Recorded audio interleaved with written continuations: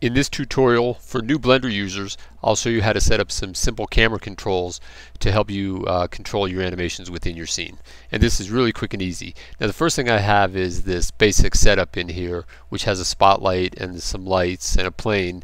And if you've seen the video on the basic particle launcher, you'll understand how to set that up. But in here what we'll do is we'll build, like, say, I don't know, maybe I'll hit Shift S, put the cursor to the center, Shift A, I'll just grab a cube like that. I'll scale them down a little bit like this, and then I'll scale them up on Z, and maybe we'll make like a little, whoops, I actually hit the Z on the keyboard, and then I hit right there Alt Z twice to get back into texture mode.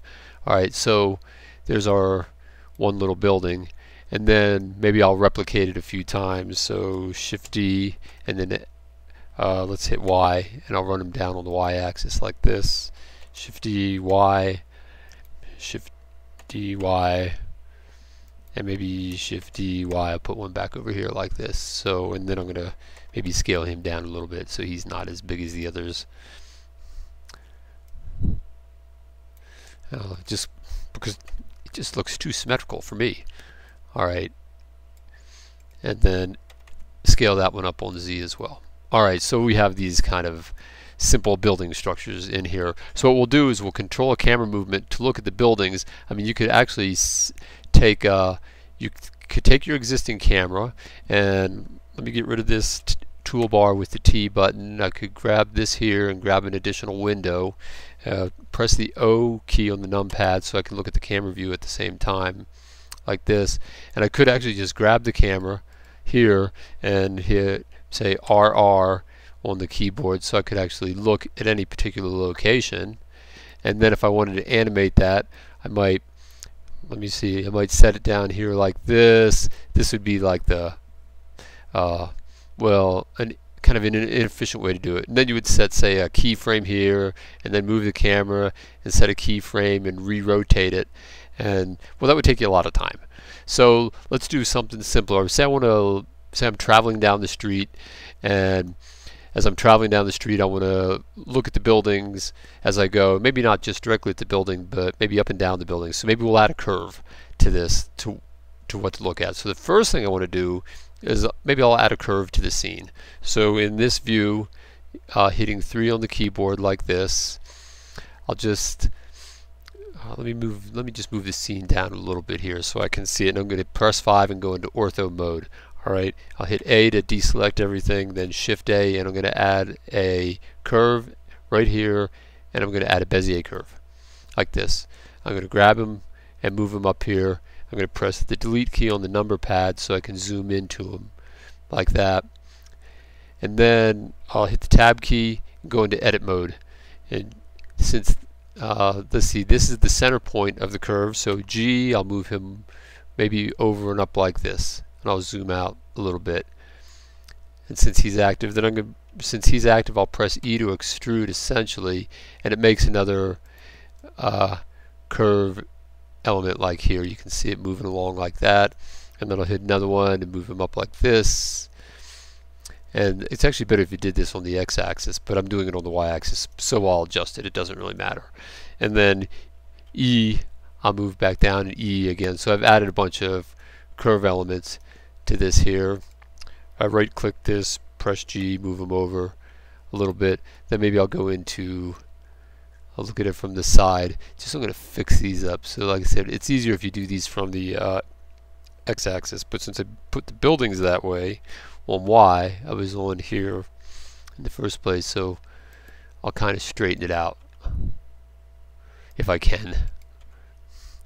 It's kind of going to be hard to straighten it out. Well, it's going to be hard to straighten it out from this view, but it doesn't really matter because we're just using this as a template to follow, for something for the camera to follow. So I'll tab out of it, and you can make your own curve. So you can make a curve, or you can make a Bezier circle, and we use this as a means for having something to follow. And I'll move this down here, and I'll stretch him a little bit on the y-axis like this. And we're going to look at this curve as basically as the place for our camera to look as it's going down the street like this. And I'm just going to rotate him on Z a little bit. Whoops, I'm going to rotate. Oops, hang on. I'm going to rotate. He's twisted, so rotate him. Let's just rotate him on Y a little bit, right there. So he's our little curve. So now the next thing I want to do is I want to add an empty to the scene, and so I'll put my cursor kind of down here near this endpoint, like this. I'll put him here, so he's in the scene. So I'm just approximating it, and I'll Shift A. Well, let me just. I like to deselect everything before I add anything to the scene, because sometimes it'll connect it to the active object if you're too close to it. So I'll Shift A and add an empty to the scene like this, and I want this empty to follow along this curve here with time as we're animating. So with the empty selected, I'll hold down the Shift key, and then I'll right click the curve, and with both of them connected, now I want to parent this empty to this curve. So I'll press Control P on the keyboard, and actually right here, Control P, and then this one I want to follow the path like this. And now by doing that, this curve will follow this path over time, and you can do that by either pressing this play button or using Alt A. And I'll press Alt A, and you'll see that it's just traveling around along the curve. And you can adjust the duration. If you go into the curve menu up here, down here, see it says number the frames. You'll notice right here when it gets to 100, it's at the end. So if I cranked up the frames here, say to 207, when it comes back around, you can see it runs slower along the curve. Okay, but that doesn't do much for our camera yet, but we used Control P to parent the empty to the curve. Alright, I'm going to get out of ortho mode for a second. Now the next thing I want to do is I want to find my camera, which is over here, which I approximately placed into the scene down here. And I'm just going to press Alt R to clear all rotations for the camera, so I know where he is initially.